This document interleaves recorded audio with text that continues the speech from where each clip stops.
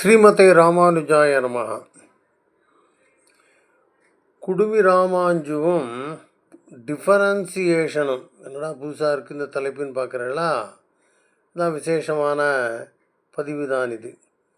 1965 நான் பியூசி முடித்து விட்டேன், பாஸும் ஆகிவிட்டேன். பிஎஸ்சி கெமிஸ்ட்ரி சென்ட் ஜோசப்ஸ் காலேஜில் சேர்ந்தும் விட்டேன். இப்போ சாயங்காலம் வாக்கிங் போகிறோம், காலேஜ் ஆரம்பிக்கலை இன்னும்.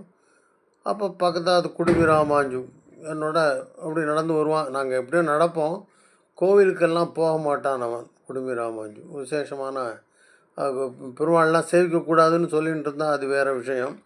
அவன் ஒரு கம்யூனிஸ்ட்டு, ஒரு சித்தாந்தத்தை பேசுகிறவன். அதனால் 1972 நான் அவனை சந்தித்த போது அவன் தலைமறைவாக இருந்தான். இதெல்லாம் வேறு விஷயம்.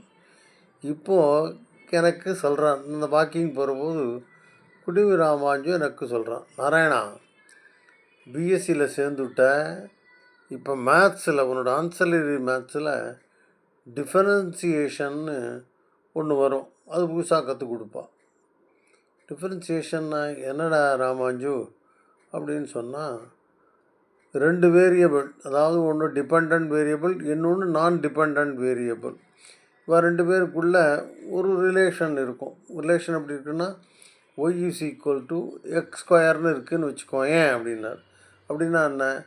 y என்கிற டிபெண்ட் வேரியபிள் எக்ஸினுடைய ஸ்கொயராக இருக்கும் என்பது அர்த்தம். இந்த டிஃபரன்சியேஷன்னா என்னென்னா, நான் எக்ஸை சின்ன அளவில் மாற்றினால் அப்படின்னா இன்சிக்னிஃபிகண்ட்டாக அதனுடைய மாறிச்சென்றால் அந்த மாறுதல் போது ஏற்படுகின்ற வித்தியாசம் எப்படி இருக்கும், அந்த வித்தியாசம் மாறுபட்டத்துக்கு மாறுதல் எக்ஸினுடைய மாறுதலுக்கு ஏற்ற மாதிரி எப்படி இருக்கும், அதை dy/dx என்று சொல்லுவார்கள். எனக்கு பிடிபடலை. அப்புறம் சில எக்ஸாம்பிள் சொல்லிகிட்டே போனான். உதாரணமாக சொன்னேன் இல்லையா, y = x² அப்படிங்கிறதுக்கு ஆன்சர் dy/dx என்ன அர்த்தம்னு கேட்டால் = 2x அப்படின்னு சொன்னான். ஆமாண்டா, அந்த மேலே x² இருக்கிற அந்த 2 சைடில் போட்டுற வேண்டியதான். இந்த s²லேருந்து x⁻2 - 1 அது எக்ஸுன்னு ஆகிடும், அதான் 2x. dy/dx = 2x ஆக இருக்கும்.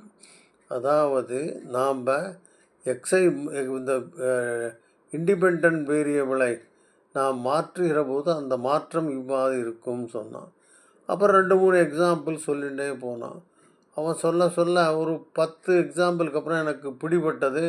நான் ஆன்சர்லாம் சொல்ல ஆரம்பிச்சுட்டேன். அட நாராயணா, உனக்கு டிஃபரன்சியேஷன் வந்துடுது அப்படின்னு சொன்னான்.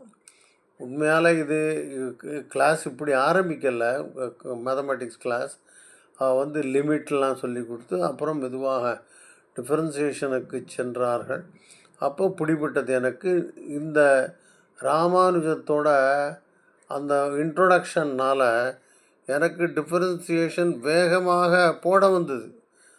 நான் வாத்தியார் கொஸ்டின் எழுதிட்டு ஆன்சர் கேட்குற போதும் அதை யாரும் சொல்கிறதற்கு முன்னாடி நான் சொல்லிவிடுவேன். அவ்வளோ சுறுசுறுப்பாக இருந்தது. காரணம் ராமானுஜம் தான். அதுக்கப்புறம் டிஃபரன்சியேஷனில் ரொம்ப இன்ட்ரெஸ்ட் வந்தது. ரொம்ப கஷ்டமான கணக்குகளையெல்லாம் கூட நான் நன்றாக வேகமாக செய்தேன், அது வேறு விஷயம். இந்த குடுமி ராமானுஜன் இவ்வாறாக என்னுடைய லைஃப்பில் பல விஷயத்தில் இன்ஃப்ளூயன்ஸ் பண்ணியிருக்கிறான். ஆனால் மறக்க முடியாது இந்த டிஃபரன்சியேஷன் தான். அந்த சாயங்காலமே இதான் டாப்பிக்கு, போகிற வர இதான் டாப்பிக்கு. நாராயணன் நன்னா புரிஞ்சுட்டான்டா டிஃபரன்சியேஷன்னு மற்றவாழ்கிட்டலாம் சொல்கிறான். அவளுக்கு என்ன, நான் புரிஞ்சுட்டதில் அவளுக்கு என்ன லாபம் நஷ்டம்லாம் எனக்கு தெரியாது. ஆனால் என்ன ராமானுஜன் நாராயணன் ரொம்ப புத்திசாலி அப்படின்னு மற்றவாளுக்கு தெரிவிப்பதற்கோசரம் சொன்ன மாதிரி இருக்கும். இதுதான் ராமானுஜமும் டிஃபரன்சியேஷனும். ஸ்ரீமதே ராமானுஜாய நமஹ.